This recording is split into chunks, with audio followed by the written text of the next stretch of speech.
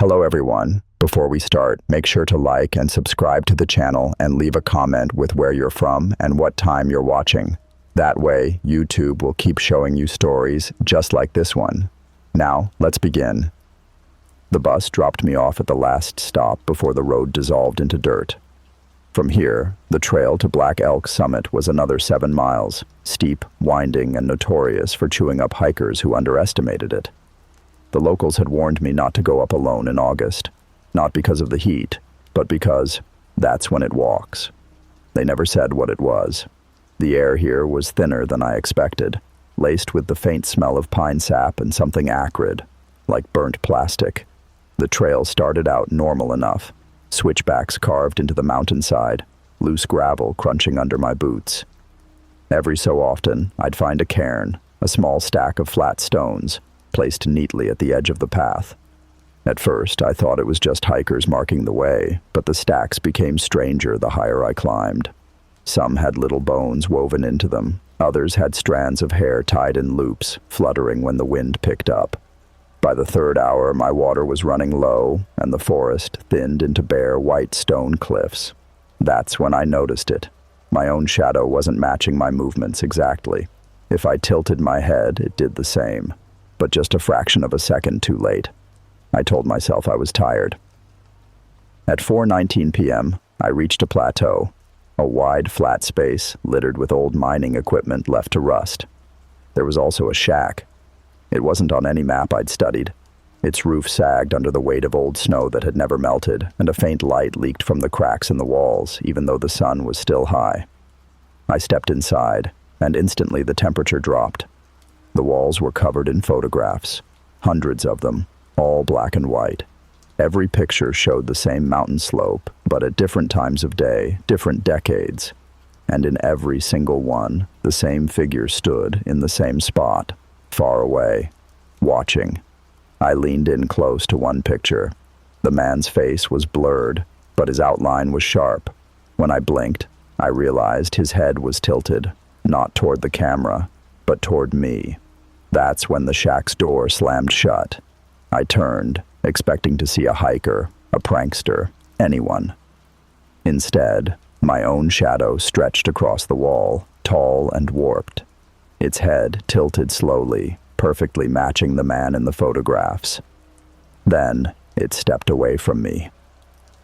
The shadow slid along the shack wall, detaching itself like wet paint peeling away. It no longer moved in sync with me. It was leading. Its elongated form glided toward the far corner, where the wood planks didn't quite meet. Without touching them, the boards seemed to warp inward, widening into a doorway of darkness. The hum began then, low at first, but it pressed against my ears until it felt like my skull might crack. The photographs on the wall started vibrating in their frames. Some fell, and when they hit the floor, the figures in them were gone, leaving empty landscapes behind. My shadow, no, not mine anymore, vanished into the black opening. I should have run. Instead, I followed, because the shack no longer had a real door. The place I'd entered through was just solid wall now. Inside, the air tasted stale, metallic. I stepped onto stone, and the floor sloped sharply downward. My headlamp barely worked. Its beam fizzled in and out as if the light itself didn't want to exist here. The passage widened into a cavern. At the center stood an ancient wooden post, split and splintered, bound with rope that had fused into the wood over decades. Carved deep into it were hundreds of names, each followed by a year. The most recent one read 2023. And it was still wet, the wood dark with fresh scoring. I shined my flickering light over the stone around it. That's when I saw them, dozens of silhouettes painted onto the rock walls.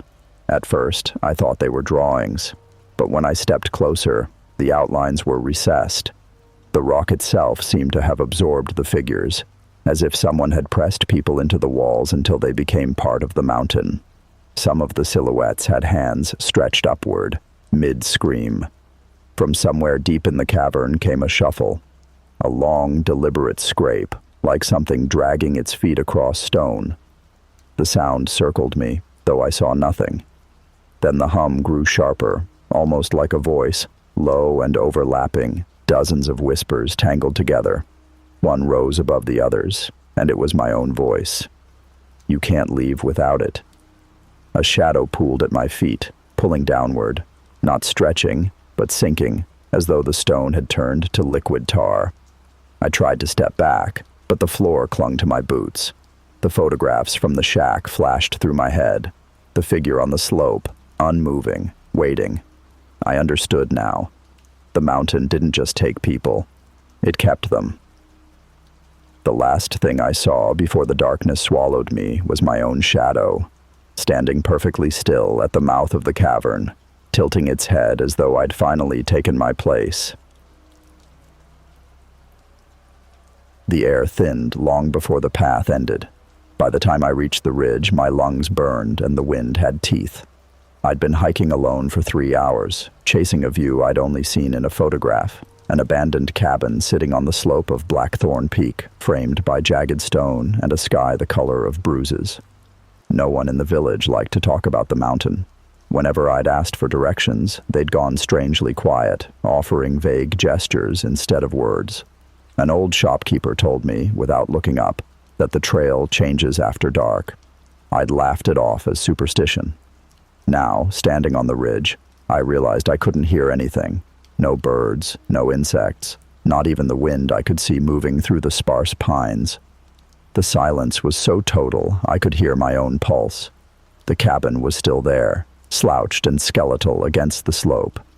Its wood was warped, roof sagging like a spine gone soft. I stepped inside, and the floor complained under my boots. The air smelled of damp earth and something faintly sweet, like flowers left to rot. On the far wall hung a mirror, tall and narrow, with glass so clouded I could barely make out my reflection. But when I stepped closer, I noticed something impossible. In the reflection, the cabin door behind me was shut. I turned. The real door was wide open. A cold draft pressed against my back. I looked into the mirror again. My reflection now stood a step closer, shoulders slightly hunched, face obscured by shadow. And then, in the glass, I watched the reflection's lips move. I froze, watching my reflection's mouth shape words I couldn't hear. My breath clouded the glass, and for a moment, I thought the fog might blot it out. But as the condensation spread, the reflection's features sharpened, more defined, more human than mine. It leaned forward, and I swear I heard a whisper, not through my ears but somewhere inside my head. "Stay until it's dark." I stumbled back, my heel catching on a warped floorboard. The cabin door behind me, the real one, slammed shut with such force that dust rained from the ceiling. The silence outside shattered into a low, steady hum. It was almost mechanical, like a generator running deep underground. I grabbed the door handle and pulled. It didn't budge. The metal was ice cold, burning my skin. My own reflection in the mirror now stood where the door should be, its head cocked slightly to one side, as if curious. I backed toward the center of the room. The hum outside grew louder, and the floor began to vibrate beneath my boots. Somewhere under the cabin, something was moving. Not footsteps, more like a slow shift, as if the mountain itself was turning in its sleep. My phone was dead, not low battery, dead. Even the screen refused to light.